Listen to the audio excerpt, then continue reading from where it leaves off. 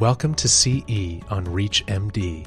This activity, titled Optimizing Multidisciplinary Approaches in the Guideline-Driven Management of Cervical and Endometrial Cancers, is provided by Merck Sharp and Endome, LLC. Prior to beginning the activity, please be sure to review the faculty and commercial support disclosure statements as well as the learning objectives. Good afternoon, everyone. Thank you very much for the opportunity to present to you today. My name is Dr. Brian Slomovitz. I'm a gynecologic oncologist in Miami Beach, Florida at Mount Sinai Medical Center. I also serve within the GOG Foundation as the director of the clinical trial program in uterine cancer, and I serve on the board of directors as well. It's really an honor for me and a privilege to have the opportunity to speak with your group today. Today, we'll be talking about optimizing the multidisciplinary approaches in the guideline-driven management of cervical and endometrial cancers. As a warning, there's a lot of information we're going to get through. Rather than really focusing on all the minor details of the slides, I want to go through, and as we go through, I want to sort of tell you a story, just so you could better understand some of the things that we have ongoing for the management of this disease. And there's a lot of new things that are going on. And at the end, we'll be talking about different cases to help remember some of the things that we're talking through. Here are some disclaimers about the program. There will be some discussion of unlabeled use as we move forward. And here are my disclosures. So let's get going. So when we talk about the incidence and mortality of endometrial cancers, you can see here the most common gynecologic cancer is uterine cancer, 67,000 cases per year, followed by ovarian cancer, and third is cervical cancer. It's interesting, of the uterine cancers, and we'll go through this later, 2/3 of those I consider one and done, treated with surgery alone. 1/3 have advanced or recurrent disease. When we see on the right, it's really interesting and a bit troublesome as well. The cases of ovary cancer and cervical cancer is going down. However, given obesity and other comorbidities, the number of cases of uterine cancer are going up, and we need to do better to help treat those cancers and help prolong overall outcome. Those patients who are suffering from uterine cancer, particularly to decrease the incidence of this disease. When we think about endometrial cancer in particular, it's important for us to know the differences in biology and difference in response to therapy across racial disparities. What do I mean by that? Women of color have more aggressive histologies. They have more advanced stage disease. They're less likely to receive guideline-concordant treatment. And overall, their outcomes are worse. Specifically, Black women who have endometrial cancer are twice as high likely, 2 times the risk of death due to disease than other races than white women. So it's something that we really need to do better. And as a clinical trialist, I'm really focusing on that in my career to help come up with better treatment options for our patients, all patients across different disparities. When we're focusing on the multidisciplinary management of cervical and endometrial cancers, really the number one key is the compliance with NCCN guidelines. Following these guidelines is associated with improved survival rates, making it a valuable indicator of quality cancer care. Lower rates of adherence to guideline-based treatments is seen amongst Black women. This may be one of the reasons why there's poor outcomes.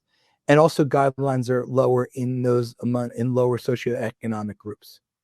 Failure to adhere to treatment guidelines is significantly linked to reduced survival compared to those who receive adherent therapy. When we're focusing on the multidisciplinary expertise, it's just not one oncologist treating our patients. It takes a team: pathology, molecular analysis, imaging or radiologist, surgery, radiation with an oncologist, oncology, medical radiation. Obviously, I'm a gynecologic oncologist, a little bit different of a field. We do surgery and we do our chemotherapy. And obviously our nursing team, and a shout out to our nurse practitioners and our physician assistants, particularly in my practice. They play a crucial role in offering the best care for my patients. Okay, we're going to get going. Start with cervical cancer and then go into endometrial cancer.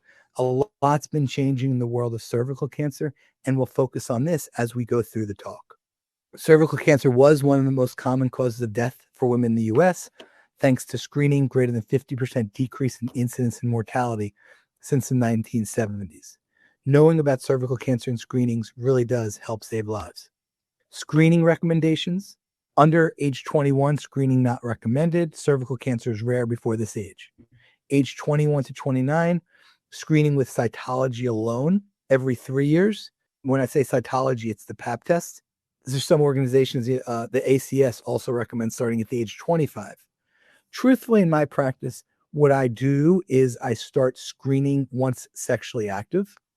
I think that once sexually active, that exposes them to human papillomavirus. That is a necessary risk factor for the development of over 95% of the cancers. The other thing while I'm thinking about it is vaccinate, vaccinate, vaccinate. The best way to eradicate a disease is to give HPV vaccinations prior to sexual debut. And the other factoid that I like to share is not only vaccinating women or those who are affected from disease, but also vaccinating men who, when we, in the world of immunity, we talk about herd immunity.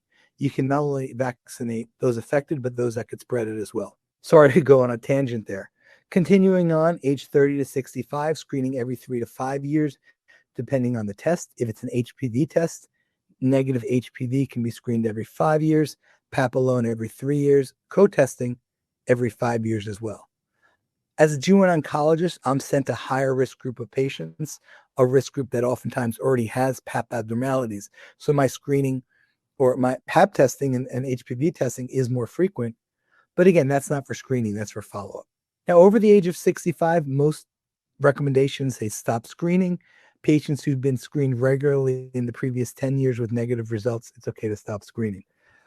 This is a common question amongst my patients. A lot of times patients come in, they're used to getting their pap every year.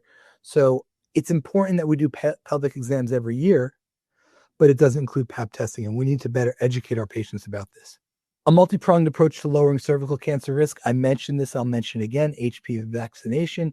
I actually vaccinate into my mid-40s in those patients that are not in a monogamous relationship because they're at risk for HPV. It's important to get screened in order to find precancers and cancers. Smoking doubles the risk of cervical cancer, and obviously to avoid HPV infection. Okay, so we talked about prevention and screening strategies. Let's dive into it and go right into the summary of treatments for cervical cancer. The nice thing about cervical cancer, it has a slow, indolent course, meaning that a precancer takes several years to develop into a cancer.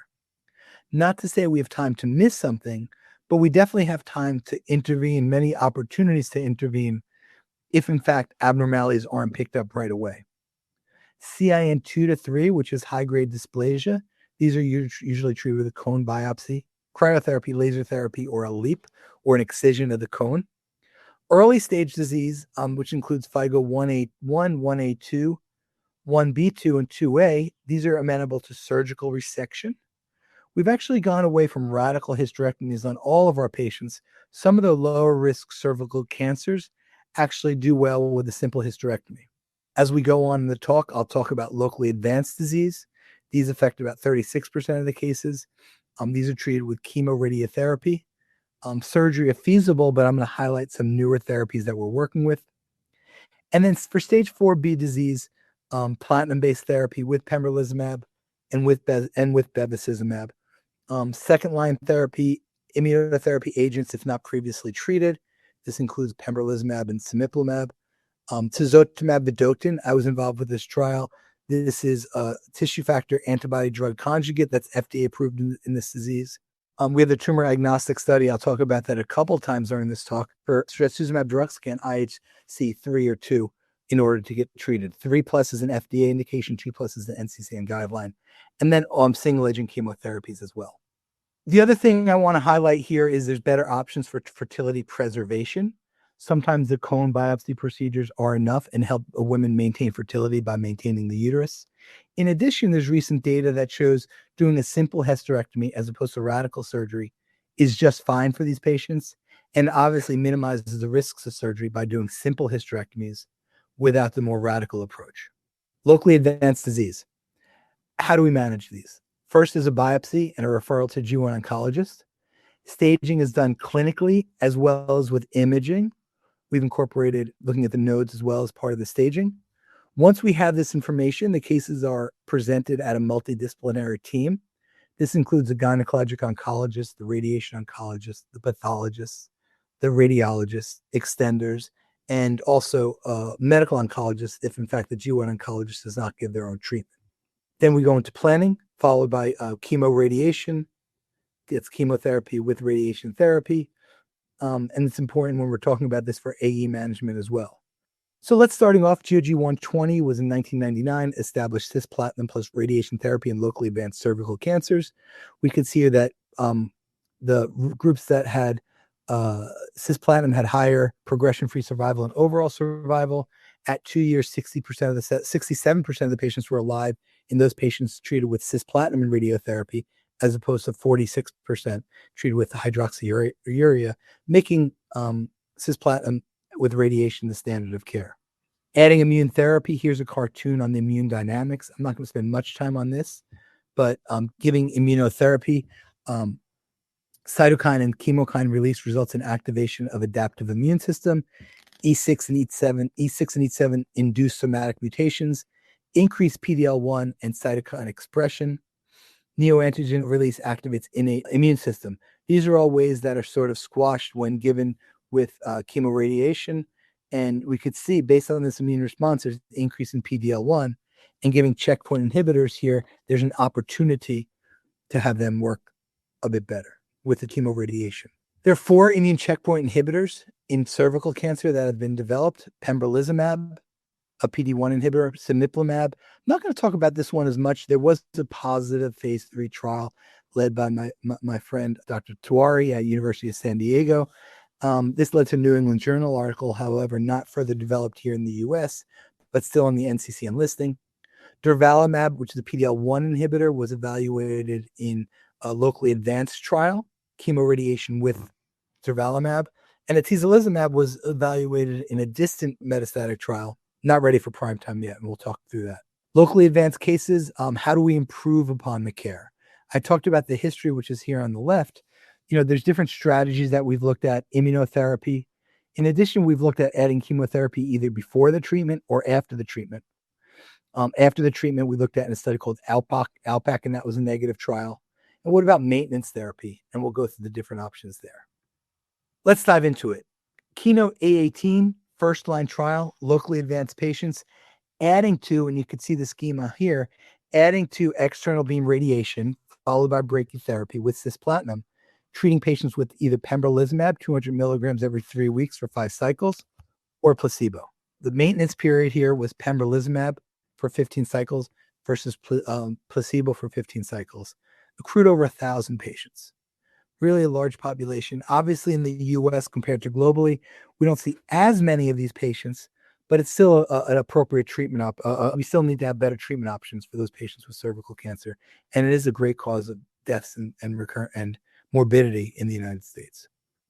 Here is a primary analysis. In the pembro arm, which is in green, again, these are the patients treated with pembrolizumab with chemoradiation, followed by pembrolizumab maintenance, versus the placebo arm. Patients who had events, there are more events or recurrences or deaths in the placebo arm. When we look at median progression-free survival, the progression-free survival with pembrolizumab was 47.6 months, 47.5 months in the placebo arm. As far as the 24-month PFS, 70.6 and 59.7. You can see here a hazard ratio of 0.7 or 30% risk reduction given immunotherapy, and that was statistically significant. Overall survival at interim analysis 2, there's a survival advantage. Hazard ratio of 0.67 with the confidence interval not crossing 1, statistically significant. 20% of the patients with placebo had events versus 14%. Game changing, right? Helping us to incorporate in the first line setting pembrolizumab in locally advanced patients. Looking at the interim analysis to the final analysis, we can see that the difference is pretty held strong. With longer term outcome, the curves do come together in what we call a traditional banana-shaped curve, as opposed to in the interim analysis staying apart. But clearly here we could see a difference in the separation of curves, again demonstrating the overall survival advantage. Patient-reported analyses were obsessed in Keynote A18. There was no clinically meaningful differences between those patients receiving pembrolizumab compared to placebo. Similar percentages of patients treated with pembrolizumab or placebo experienced improved or stable scores as far as global health status, 81 and 82% respectively, and improved physical functioning, 81 and 83% respectively. Safety data in patients with cervical cancer receiving pembrolizumab and chemo-RT, adverse events occurred at a higher incidence of grade 3 to 5 severity. You can see here leukopenia, 13% with pembro and chemoradiation versus 11%. Really not much of a difference there when treated with placebo and chemoradiation. There's a comparable study you can see here on the bottom left, CALA. CALA was using durvalumab, a PD-L1. It didn't have the same risk factors. You could see in the top box on the right, Keynote A18 must have had 2 pelvic nodes or more. It allowed for a PET scan to evaluate. The CALA study only had included 1 pelvic node. So a little bit less of population risk factors. The lymph node size remained unchanged for lymph nodes according to RECIST 1.1, which is 1.5 centimeters in the shortest dimension. In the CALA study, it allowed 1 centimeter. Those are pretty much the main differences here, a randomized prospective trial. Here is the results of CALA on the left. Not statistically significant. The confidence interval there has a ratio of 0.84, but the confidence interval did in fact cross 1, as opposed to pembrolizumab, again, 30% reduction as shown earlier. Key differences, CALA had lower risk patients, I mentioned that. Similar progression or disease death events from primary analysis in the 2 groups, and the similar maturity. But another big difference is the PD-1 versus the PD-L1. Well, what about advanced metastatic disease? This is talking about the local disease, but what about advanced metastatic? In the past, we demonstrated that cisplatin and paclitaxel was active in cervical cancer. We changed the world with bevacizumab in GOG 240. And then most recently, we evaluated both pembrolizumab and atezolizumab. And let's take a dive into that. One of the things I like talking about when I talk about cervical cancer, the world's not going to change in a day. It's going to be baby steps. You can see here the response rates: chemotherapy 29%, add bevacizumab 48%, add pembrolizumab and IO with a bevacizumab 69%. Keynote 826 looked at the standard of care, which was chemotherapy plus minus bevacizumab versus chemotherapy plus minus bevacizumab and pembrolizumab, a large randomized phase 3 trial, dual primary endpoints, overall survival and progression-free survival. Here you can see the differences here. On the left, the progression-free survival significantly favors the pembrolizumab arm, has a ratio of 0.58. And that was in the CPS1 or PD-L1 population positive. In the all-comer population, has a ratio of 0.61, representing a 39% decrease in risk of recurrence. Overall survival carried out an overall survival advantage with pembrolizumab in the metastatic recurrent setting. PD-L1 positive 0.6, PD-L1 negative 0.63. Remarkable results. Again, 2 studies showing overall survival advantages. Bevacizumab use, as mentioned, was optional. 2/3 of the patients received bevacizumab, 1/3 did not. As far as reasons for bevacizumab exclusion, it could shown here. Most of the time it was for medical reasons, GI perforation, hemorrhage, hypertension. Without bevacizumab, there's still an advantage to pembrolizumab. That's the bottom line. Another trial similar, the BTC trial with atezolizumab, prospective randomized phase 3 trial.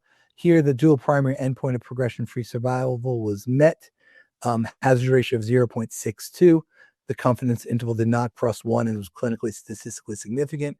Atezolizumab and bevacizumab plus chemotherapy versus bev chemo alone. As far as the overall survival advantage, that was also seen here, 0.68, has the confidence interval did not cross 1. Key differences here, BTC was NGOT, the European group, with participation of the GOG. BTC was investigator-initiated. There was similar eligibility, but what does this mean in the context of global approval of Keynote 826?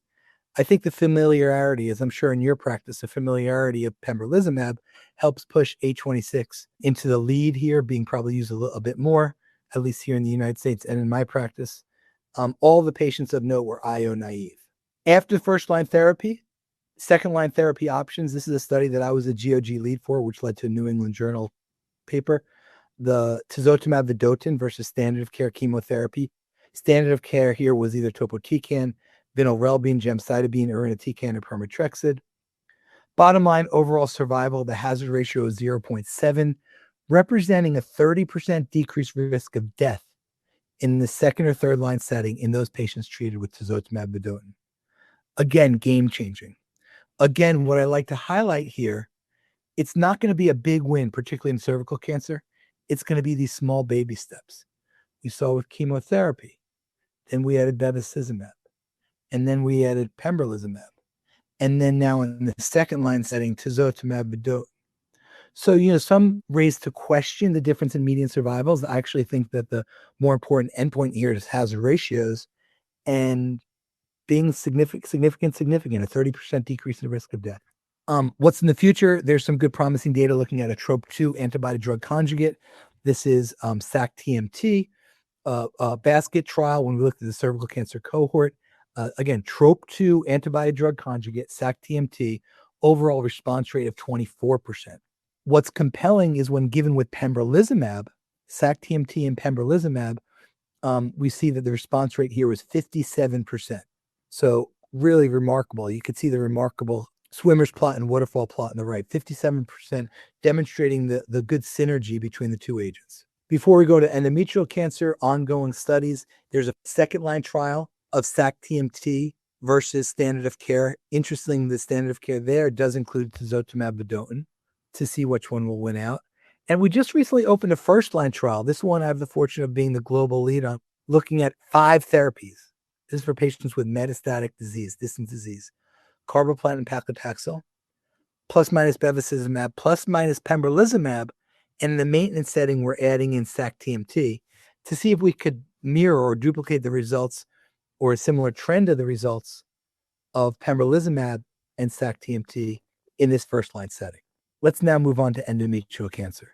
As mentioned, I have the great fortune of leading the endometrial cancer portfolio for the GOG.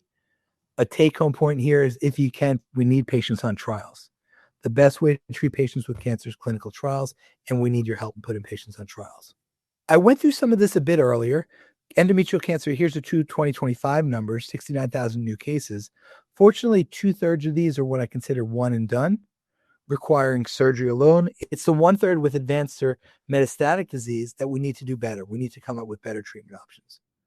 13,000 deaths due to this disease. I talked earlier about the uptrend. I want to re-highlight there are more deaths due to endometrial cancer now than there are ovarian cancer. That's one of the take-home points I really wanted to impress upon you, that the number of deaths for endometrial cancer are more than ovarian cancer. And that just shows that we need to do better. Endometrial cancer has changed. We used to classify these into 2 classifications, what we call type 1 and type 2.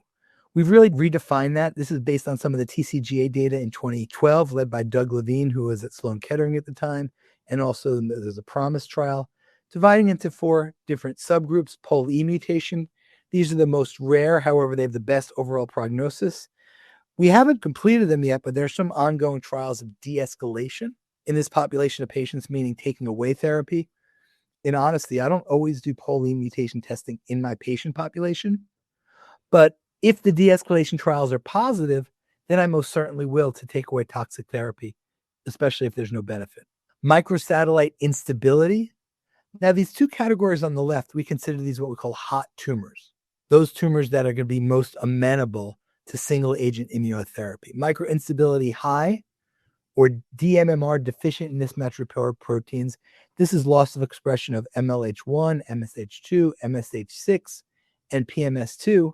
It could happen in about 30% of the patients. These are a hypermutated phenotype, very responsive to immunotherapy. The 2 on the right, the cold tumors, the differentiator here is a P53 mutational status, copy number low, P53 wild type, no specific molecular profile, 40 to 50% of endometrial cancers, a better prognosis than the P53 mutated group, often aligned with AKT, P10, PI3 kinase in abnormalities, as well as ER expression is pretty high here. P53 abnormal.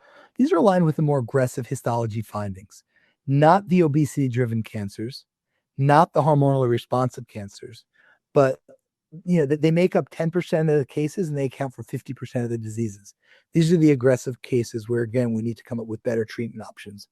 It's important to note, if you look at the PROMISE criteria, which is outcome data, not only are there molecular differences in these four groups, but prognosis plays out. The best outcomes in the POLE mutated group, 7 to 10% of endometrial cancers. The worst players are the P53 mutated group. And in the middle, we have the DMMR and the copy number low group, which have that middle prognosis. This is where we were and where we're going with endometrial cancer.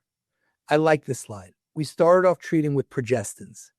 In the early 1970s, we finally got an approval of endometrial cancer with progesterone therapy. That was the last FDA approval in about 30 to 40 years.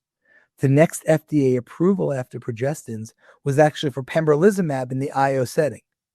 We used chemotherapy. I get it. We used chemotherapy.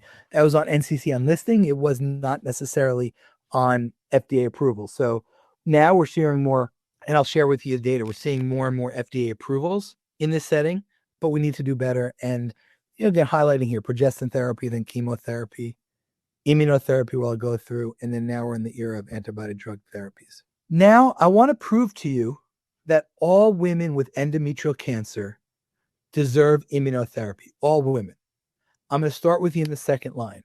Keynote 158 is one of the 4 trials listed here, in addition to single agent durvalumab, dostarlimab, and avelumab. Biomarker positive population, meaning DMMR positive. Response rate of 48% with pembrolizumab, 43% with durvalumab, 44% within the Garnet dostarlimab trial, 27% with the avelumab trial. So right now, second line setting, DMMR, 30% of the tumors, single agent immunotherapy as the best treatment option. Second line setting, IO naive. Now, the similar studies in biomarker negative patients didn't work. So we needed to do better. What did we need to do better? What did we do?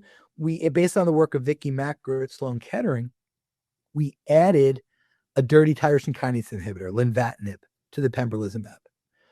First, there was a preliminary study, then followed by this study. This is study 309, keynote 775, with pembrolizumab, demonstrating that lenvatinib pembrolizumab worked in patients with pMMR tumors, better than chemotherapy, and overall survival advantage. Okay, you can see here on the left in the pMMR population, a hazard ratio of 0.7 did not cross 1. In the all-comer population, a hazard ratio of 0.65. That was boosted, obviously, with the DMMRs that were included. So pMMR is a 30% decreased risk of death over traditional chemotherapy. Right there you go. Second line setting, I just proved to you, all patients deserve immunotherapy, whether biomarker positive or not.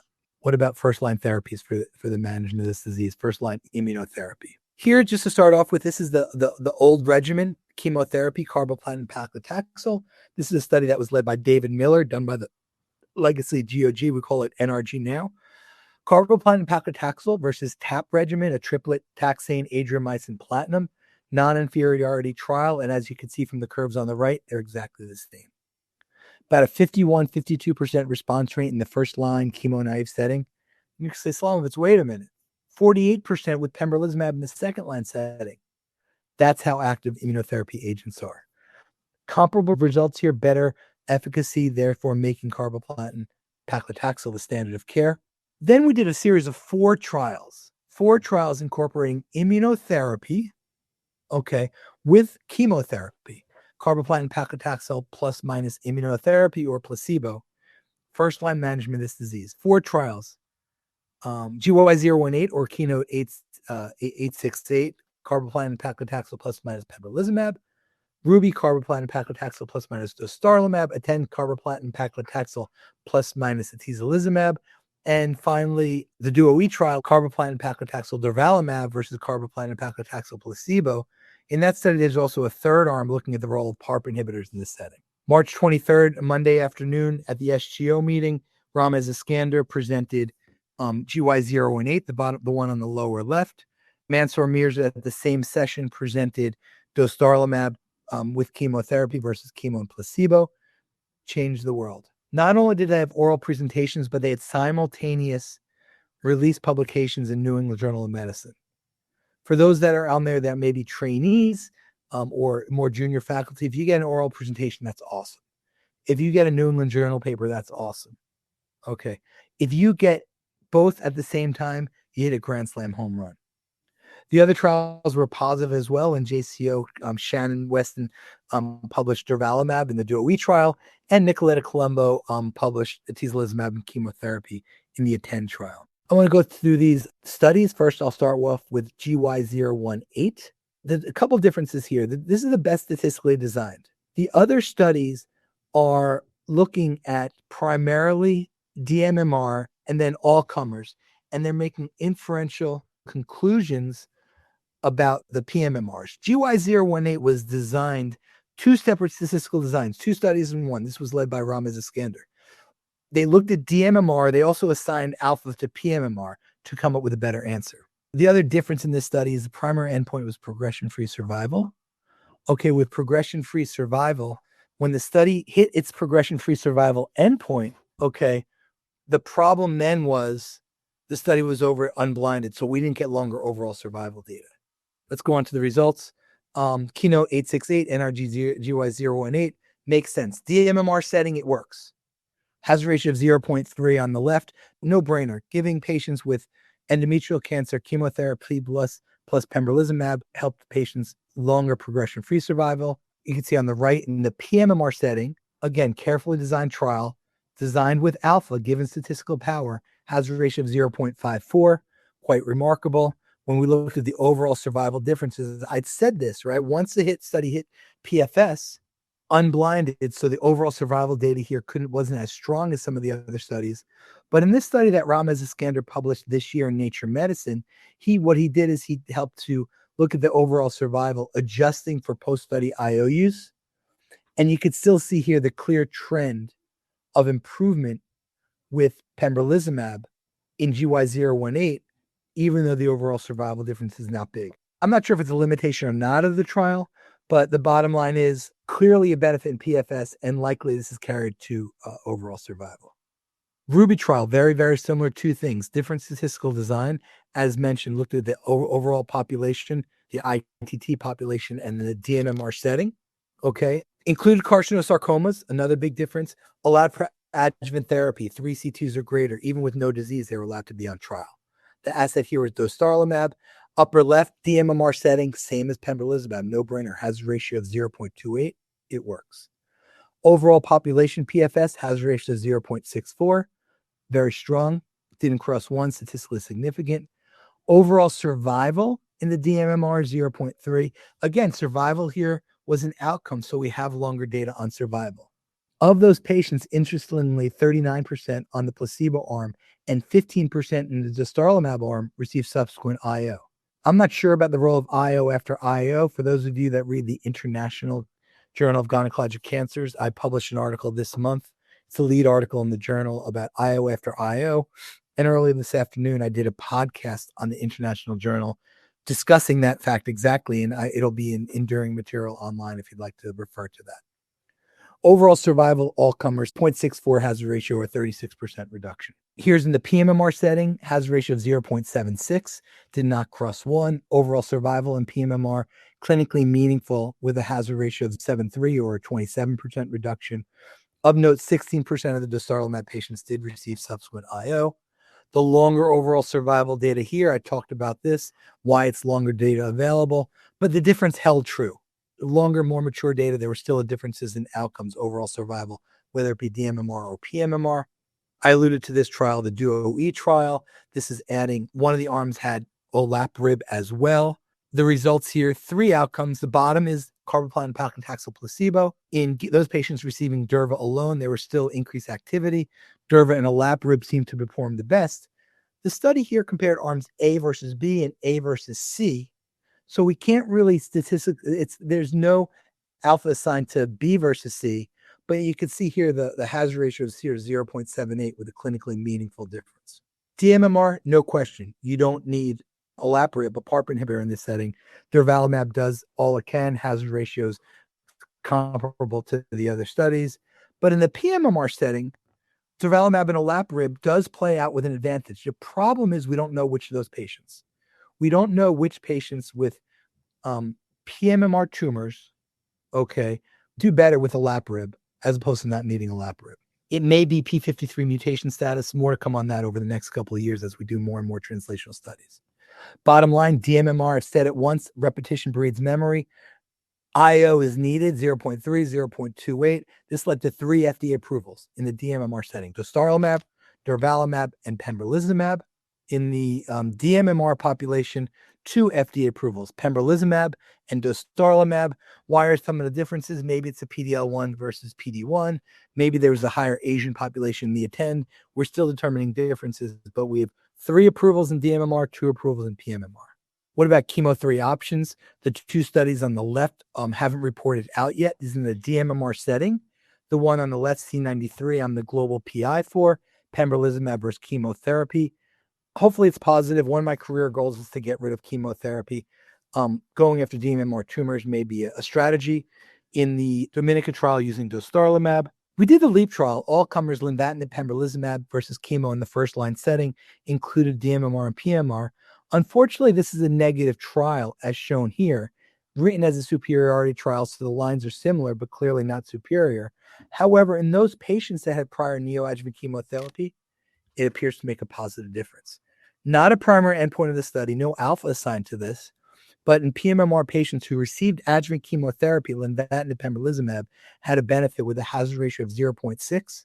In PMMR and all comers, 0.52, or 48% improvement. Keynote B21, chemotherapy plus 9 is pembrolizumab, high-risk patients. I led this trial for the GOG. Again, negative trial. I'm okay with negative trials because they're answering important questions. Subgroup analysis here, DMMR patients had a hazard ratio of 0.3. Remarkable finding. This is in the DSFS population, but as far as disease-free survival, 0.3. Impressive. Okay, and what I'm doing, and according to the current guidelines, in those patients that met the criteria for GY018, advanced disease, in the DMMR population, I'm adding pembrolizumab to their adjuvant therapy. IO after IO. This is the article that I was referring to. Please refer to this. This is in this month's Journal of International Journal of Gynecologic Cancers. There's not a lot of strong data yet about IO after IO. We're doing current work. There's a case series by Peter Rose showing that in DMMR patients, DMMR, who are on single agent, adding lenvatinib can yield responses. Towards the end of the talk now, I want to quote what else is there. Targeting P53, ADCs, hormonal therapy, and other targets. ADCs are taking over the world. As mentioned earlier, we have a trastuzumab deruxtecan FDA approval in the second line setting. We're also studying that in the first line, the adjuvant setting, in Destiny-01 and Destiny-02.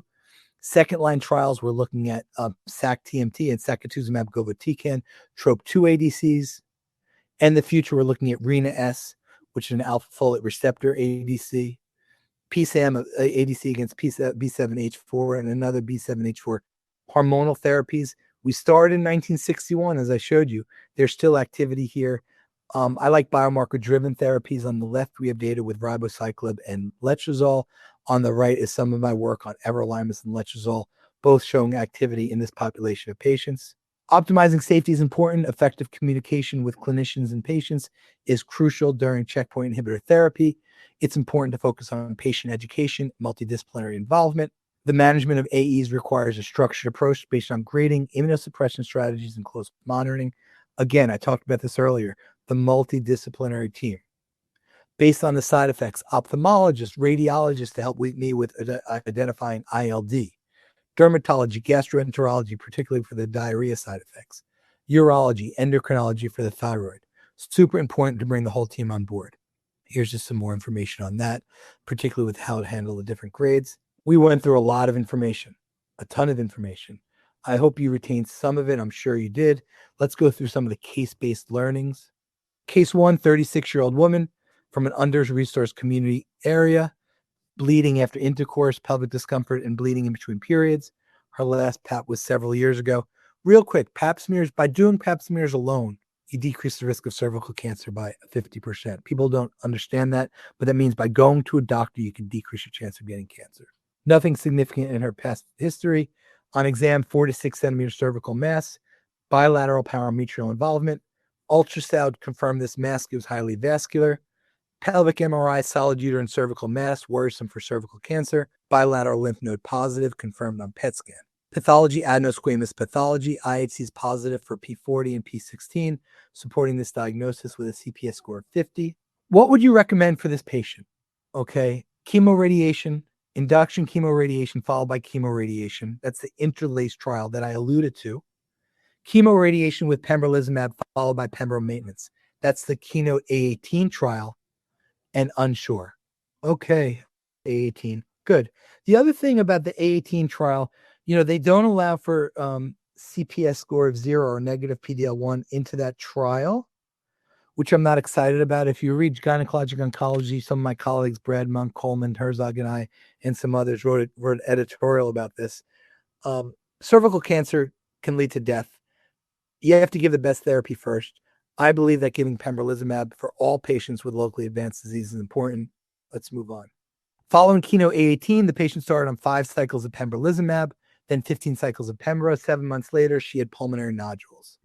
What would you recommend for this patient? Carboplatin and paclitaxel, carboplatin and paclitaxel bevacizumab, carboplatin and paclitaxel bev and pembro, or enroll in TroFuse 036. This is the first-line trial, a TROP2 ADC, for sac-TMT in combination with pembrolizumab in the maintenance setting, or E unsure.